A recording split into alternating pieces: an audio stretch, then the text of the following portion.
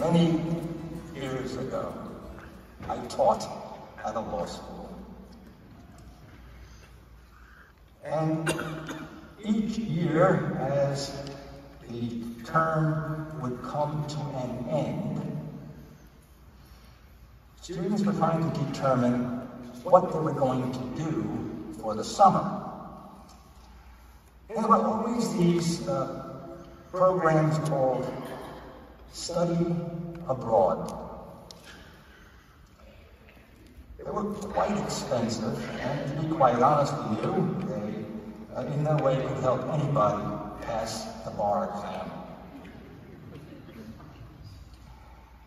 They had such titles as Studying 16th Century Italian Law, as you visited various cities on the Italian peninsula, or a study of ancient Greek law as you cruise on the Aegean Sea.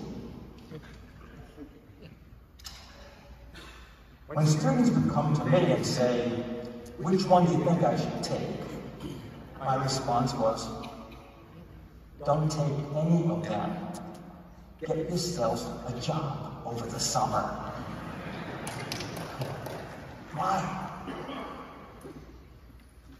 First of all, the courses were useless, number one. Okay. Number two, you should get experience in the field that you are pursuing. Right? Number three is, well, you have to address this issue. Students in law school and in medical school and in professional schools have a college debt behind them already.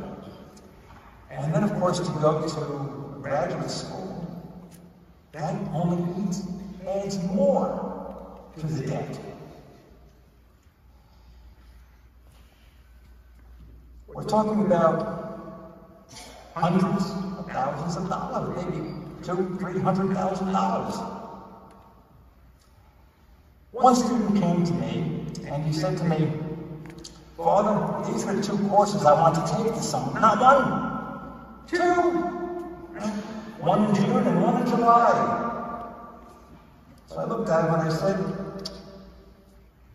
"You know, you already have a substantial student loan debt."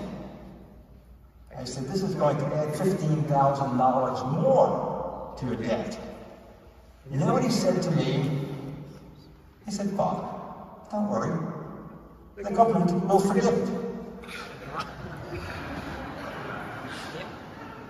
I'm thinking these last few days about the students that took my advice. They must be cursing me. I could have had a wonderful vacation. And that priest said no. I should have taken a few vacations myself with them, you know, cruising the Aegean Sea. We have to talk about this. This is something that is it's a moral issue. It's a political issue, but as I told you many times, morality and politics, they go together. They go together. Why would someone think that the government is going to or will be forgiving a loan? A loan is a contract. You make a contract with someone, or with a bank, or with the government. And you promise that you're going to pay back the loan. Well, the new name we have now, for those people who don't think they should, is it's an entitlement. We're entitled to this. I'm entitled to the vacation on the Aegean Sea. I'm entitled to tour the Italian cities and find out what they did in the 16th century. They don't even know what they're doing today. Right. Entitlement. It's a very, very dangerous concept. Because it means that I'm taking something that I haven't earned. I haven't earned it. People say, I want what I deserve. Well, sometimes I look back at them and I say, you're going to get what you deserve at the end. Entitlement. Entitlement robs us of a sense of our obligations to other people. It also robs us of a sense of who we are, that we have fulfilled an obligation. I remember, just a small thing. I remember when I paid off my first car. In those days in New Jersey, we would get the ownership. I wanted to frame it. I was so proud of myself, I paid off the car. My father didn't do it. The diocese didn't do it. I did. And it's gone. It's gone. But also that sense of obligation, that sense that I made a deal, and I have the obligation to fulfill that deal. It's gone. Don't worry, Father.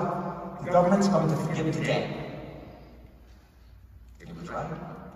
I was wrong. For the first time in my life. What else do we have here? We have here theft. Second point is theft. We have here theft. I am taking something from someone else, or from other people. It's not mine. Somebody has to pay for it. Nothing in life is free. Eventually, free dies. My mother used to say, free died a long time ago. We'll ultimately pay. As a society, we will pay. Why? Who's paying for those unpaid loans, the forgiven debt? Who's paying for it? We are. We are. Taxpayers. And generations after us will be paying for this. Generations after us will be paying for this. We're going to pile on maybe $1 trillion or more when you take into consideration the interest that is being lost on the loans that are being forgiven.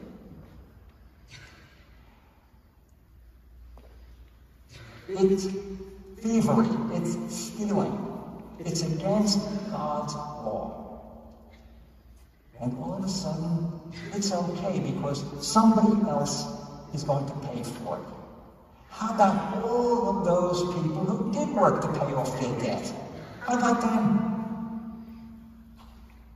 How about all those people that didn't go to college, didn't go to professional school, didn't go to graduate school because they couldn't afford it, or they joined the military?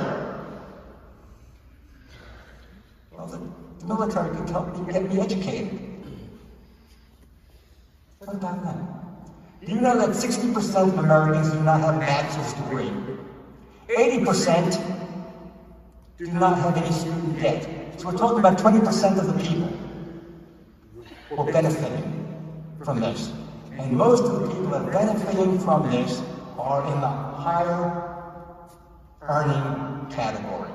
Those are the numbers. Those are the numbers. You could go look it all up, and it even gets worse. But we don't have time to talk about all of that. It's stealing. Third. Can we say this? Yes, we can. It's buying votes. That's what it is. It's buying votes.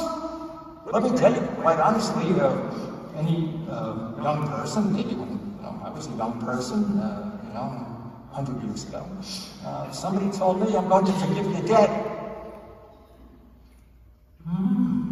I like that guy. I'm going to vote for that guy. And what does it do? It compromises our integrity. And it compromises our political system. That's what it does. It compromises our political system. It compromises us. Because I'm no longer making a free decision. Somebody is holding a stake over my head. And you want it? Looks good to me. And most of us are going to take it. And most who are offered this loan forgiveness, guaranteed, will take it. So where are we today? Where are we today? First of all, entitlement. Our Lord talks about it in this gospel passage. You know, you go to the wedding feast, and there's the seat of honor over there. I'm entitled to it. It's mine. I'm not entitled to anything except those things listed in the Constitution, Declaration of Independence, life, liberty, pursuit of happiness. You're entitled to that. That's what you're entitled to.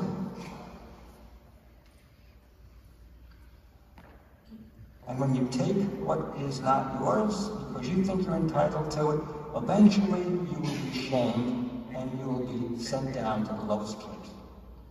Guess where that is?